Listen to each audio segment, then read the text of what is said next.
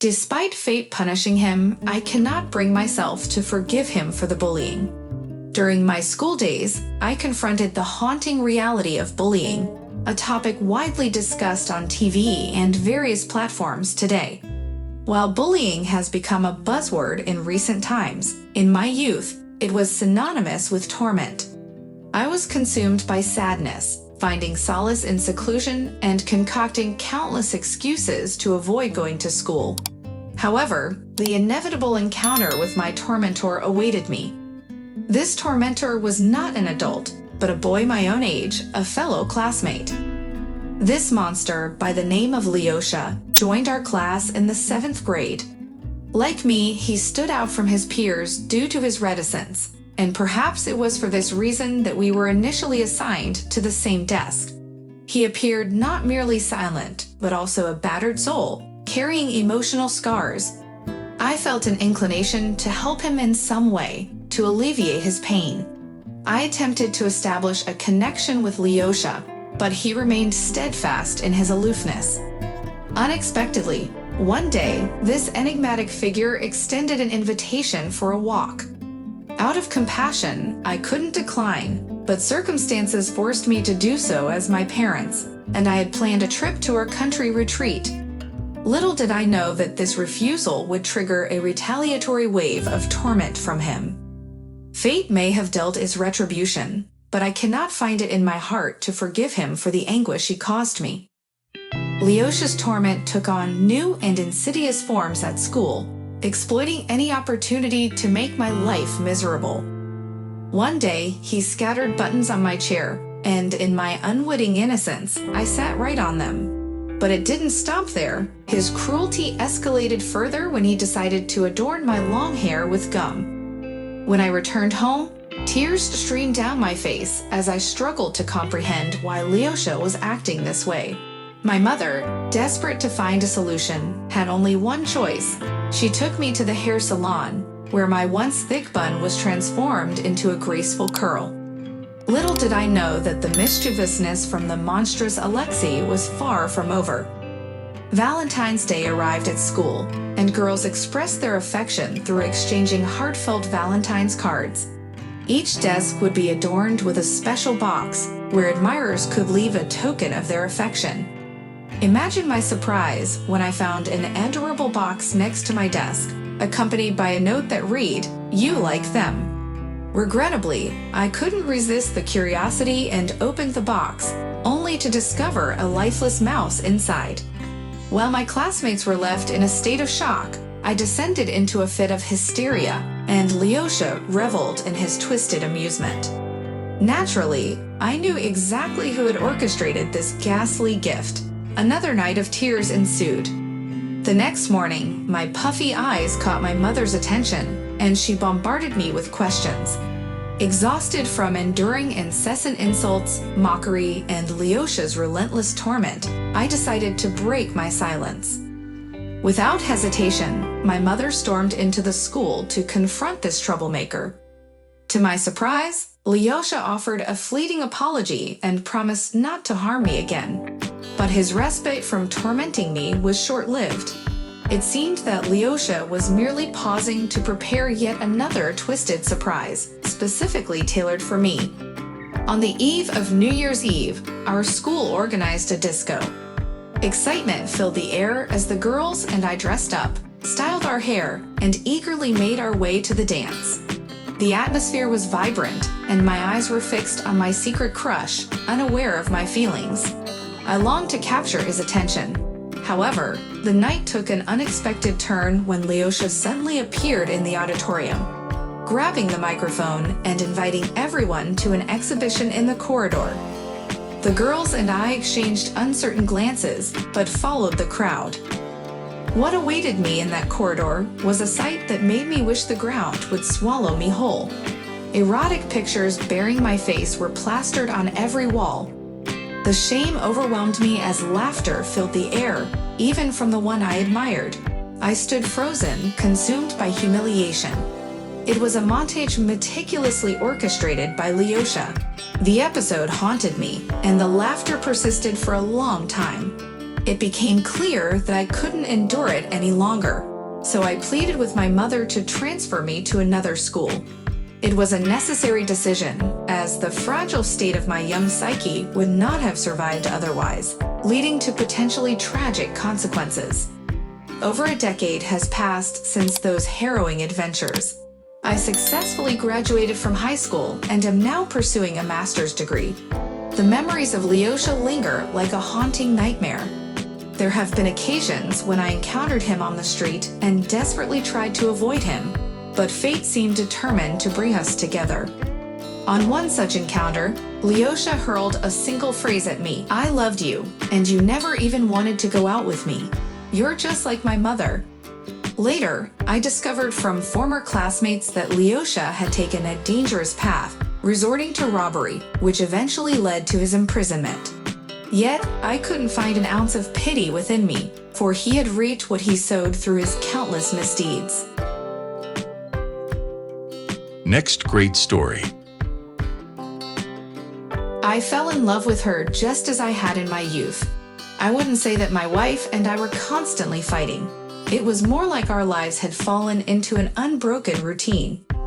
We had never had children during our marriage, and we lived in a modest 3-room apartment.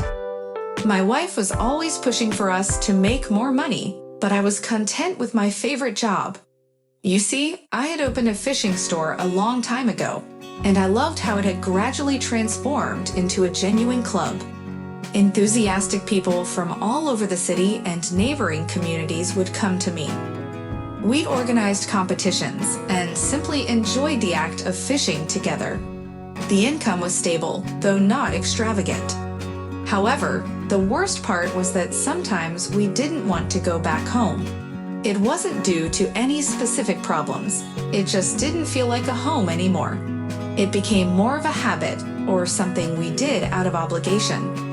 Ending the relationship was never even a consideration. It seemed too late to start something new. Everything changed unexpectedly. There were competitors near my store offering similar products at very low prices. As a result, our turnover significantly dropped. It made me quite uncomfortable when people would come to me for advice and ask about the latest products, only to go and buy the same things from a neighboring store because it was cheaper there. The situation worsened at home too. My wife was aware of everything, but instead of supporting me, she would constantly berate me about how my income had drastically decreased. I couldn't comprehend her behavior. We had enough not only to sustain ourselves, but also to save some money. I grew tired of tolerating her constant attacks, and I started snapping back at her. Her reactions were disproportionate, and then she dropped a bombshell. She revealed that she had filed for divorce and wanted us to sell the house and move out together. This deeply wounded me. I sought help from a lawyer friend who went through all the paperwork. It turned out that my rights were just as valid as hers. Despite her dissatisfaction, we decided to exchange the apartment as part of the divorce settlement. The move was difficult for me. I suddenly found myself all alone, with no one to take care of. Fishing and work no longer brought me the same joy as before. One night, the doorbell startled me from my sleep. It was a neighbor from the adjacent apartment facing an emergency. Water was gushing uncontrollably, and she couldn't handle the situation alone. She hastily grabbed a bucket and ran to seek help. Understanding the layout of our apartments, I quickly located the water shutoff valve and assisted her in cleaning up the mess. It turned out that a hose had sprung a leak, and as soon as the faucet was turned, water shot out like a fountain. Luckily, I had a spare part, so fixing the problem was a breeze. The neighbor, whose name I later learned was Maina, was incredibly grateful and insisted on compensating me for my help. However, I couldn't recall the cost of the spare part, and I didn't want to charge her for a simple repair. The delicious aroma emanating from her bakery reminded me that it was time for me to pack up. In a playful manner, I jokingly requested a home-cooked breakfast instead. Surprisingly, Nina was delighted by the suggestion. As we sat down for tea, she shared her story of going through a divorce and being alone. She was a widow, her husband having passed away after a long illness. Her adult son had moved to another city with his family due to a work contract, leaving her feeling lonely. While she contemplated selling everything and joining her son, the fixed term of his contract posed a hindrance. This uncertainty about the future even led her to consider the possibility of going abroad. Her son had urged her not to rush and encouraged her to visit instead. However, staying with them in their rented place for an extended period was uncomfortable, as space was limited, and her daughter-in-law felt uneasy with her presence. Gradually, we began to grow closer through our conversations and interactions. Nina helped me settle into my new place, transforming my bachelor's den into a more organized and welcoming home. Then, something unexpected happened, something I hadn't even considered. On March 8, I arrived at Nina's doorstep with a gift and a bottle of wine. The dinner we shared was delightful. Nina showed me pictures that her family had sent, and as I sat next to her, I realized that I wanted to spend not just that evening, but the night as well.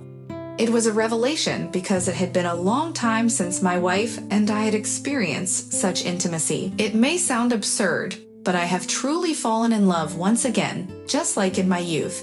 It feels as if I can soar home on wings, eagerly anticipating the evening when I would see Nina again. Our apartment balconies are adjacent to each other, so I proposed connecting them and creating a convenient passageway, eliminating the need for us to take detours. But that's not all. Nina works part-time at a company that specializes in advertising brochures and business cards. They have a small but friendly team, mostly comprising young individuals. The manager happens to be an old friend of her late husband, who kindly offered her a simple job. Nina sought the advice of her colleagues, and they came up with a remarkably unique advertising idea, involving the involvement of my beloved Nina. I'm not sure what contributed more to our success, the vibrant brochures or the fact that competing at a loss had become impossible, coupled with a slight price increase. Our customer base and sales noticeably soared. However, that is not the sole reason for my happiness. Recently, I encountered my ex-wife's cousin, and his eyes widened in astonishment at the sight of me. He remarked that I appeared a decade younger, with even my gait transformed. Without a doubt, it is all thanks to my Ninachka. She has the power to bring out the best in me, both outwardly and inwardly. I find myself contemplating the idea of asking her to be my lawful wife. I have come to understand that it is never too late to build a meaningful relationship, albeit through some challenging experiences.